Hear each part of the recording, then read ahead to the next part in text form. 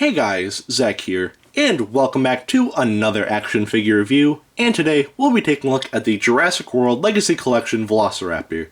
Now, this Velociraptor actually isn't based off of the ones from the first movie. This is actually based off of the Tiger Raptors from The Lost World, which I actually think is pretty cool, so yeah.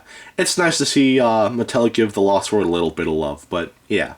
Anyway, yeah, no, that's pretty much all I have to say, so we're just going to get right into this. So, first we'll take a look at the painting on this figure, and the painting on this figure is good. It does get a little rough around the mouth, but for the most part, the painting here looks very nice. So let's take a closer look. So as you can see, most of the figure is like a orangish color, which does look nice, and we do have some hints of white on the side of the legs and underneath, which looks nice. Oops. Right here we do have the scan code and the new Jurassic World logo, so if you do want to scan that in, then go ahead. On the back we have some sort of like a brownish, almost like a purplish color, which does look nice. And for some reason the arms are a darker shade of orange than the rest of the body, and this actually kind of reminds me of Yoshi from Super Mario World. So, yeah. And I say that because in that game, his arms are actually orange instead of green for some reason, but later on they just decided to make it green. But anyway, the painting on the head looks very nice. The eye is painted yellow with sort of like a brown pupil, which actually does look nice. And we do have some airbrushing along the face here as well. The bottom jaw isn't really painted, except for the tongue and like the inside of the mouth here. And that's painted like a pinkish color, which does look nice, but unfortunately, they didn't really paint the teeth, so yeah, a little lazy. And speaking of the teeth on the upper row aren't painted white at all, they're just painted orange. I don't know why, they just kind of left it like this, but yeah, no, this raptor has orange teeth, which is a little weird, so yeah. Of course, the toenails are painted a blackish color, as well as the sickled claw right here. But unfortunately, the fingernails aren't really painted black either. But also, for some reason, there's kind of a paint blemish right there. So, yeah. And that's pretty much it for the paint on this figure. The teeth are a little meh, and it would have been nice if the fingernails were painted, but for the most part, the painting on this figure still looks very nice. So the paint gets a pass. Anyway, now we'll take a look at the articulation, and the articulation on this figure is good. Nothing great, but yeah, no, it's still very nice for what it is, so let's take a closer look. So the head can't really look up much, but it can look down that much. As I showed off before, the mouth can open up like so.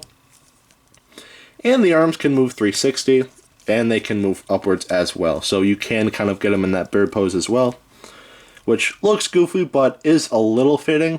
I know people don't really like to associate the scientifically accurate dinosaurs with the Jurassic Park dinosaurs, and to be honest, I'm kind of the same way. Don't get me wrong, I love the dinosaurs from Jurassic Park.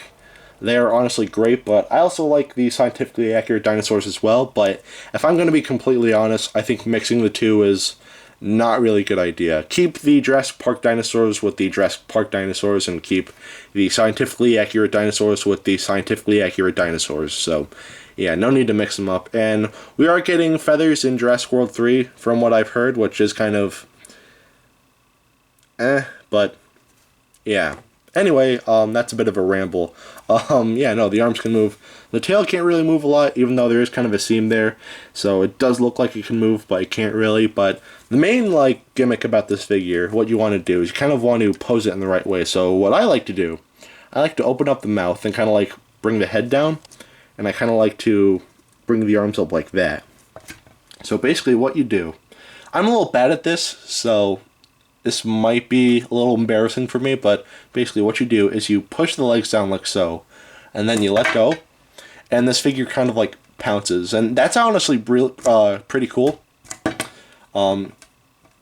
Sometimes it doesn't really work the best, but yeah, no, it's actually really cool to see what they're going for here, and that's honestly a really cool idea, and I think that's the only Jurassic Park figure that I know of that actually, does that.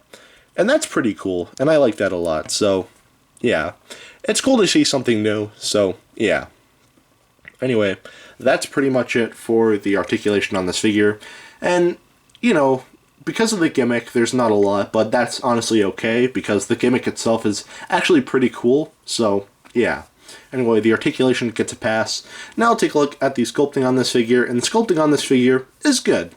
One thing I like about the sculpting is that it's neutral posed, so unlike with the Dilophosaurus that I reviewed a couple weeks ago, this figure is just neutrally standing, so he's not really in an aggressive pose or anything like that, he's just standing normally, and I like that, and I wish more dinosaur figures in the Jurassic World toy line by Mattel kind of, did this, but unfortunately that's not really the case. But yeah, no, the sculpting here is very nice. The feet, I will say, are very big, but honestly, the reason why they're so big is to help this figure stand, because if the feet were smaller, then yeah, no, there is no way this figure would stand, especially with the gimmick, so yeah. And also the head, really quick, I just want to say, this isn't the raptor from The Lost World. The head here is actually the raptor from Jurassic Park 3. To be more specific, the female Velociraptor, which isn't a bad thing, to be honest, but it is a little distracting, at least in my opinion, but yeah. But other than that, sculpting on this figure is still very nice, so the sculpting on this figure gets a pass. Anyway, now we'll take a look at the detailing, and the detailing again looks very nice. So all the detailing on the head looks very nice. All the little scales and all the creases and whatnot look very nice. And even on the inside of the mouth, that looks alright. So, yeah. The detailing on the neck is very nice as well. We have a lot of creases and folds and wrinkles, which look very nice. So, yeah. We have some musculature on the arms right here, which does look nice. Everything here looks very nicely defined. And if we go to the legs, we have some more creasing, which looks nice. The musculature on the legs here also look great. And the huge feet are detailed nicely as well. And if we go to the tail, we have some more creases and more folds and wrinkles, which look very nice, very well defined. And that's pretty much it for the detailing on this figure. Not incredible, but the detailing here still looks very nice. So the detailing on this figure gets a pass. So at the end of the day, should you get this? Honestly, I'd say yeah. This is actually a repaint of an existing figure called the Storytime Blue, where it's basically this figure, but it's painted as Blue from Jurassic World. And it comes with a Owen human figure, which I don't have, I only have this, so yeah. But I'd say get this over that figure. This isn't the best Jurassic World Raptor there is, but honestly, this is still a very nice figure, and it honestly wouldn't hurt you if you bought this. If you want this, this originally retailed for about $10 at Target, because, as I said before in many previous videos, the Legacy line is exclusive to Target. So go to Target and pick this up, though I haven't really seen a lot of these figures in Target in a while, so I don't know if they've discontinued them or whatever. Maybe where you live, they probably still sell these at your Target, but yeah. Either way, if you want this, it wouldn't hurt if you got it. It's not the best Raptor figure by any means necessary, but it's still a fun little figure, so yeah. And I feel like kids would get a pretty good kick out of this as well, so yeah. If you're buying this for a kid, or if you're buying this, for collector needs, then I'd say this figure is good. But anyway, if you want to know how big it is, here it is next to Dr. Billy Grant.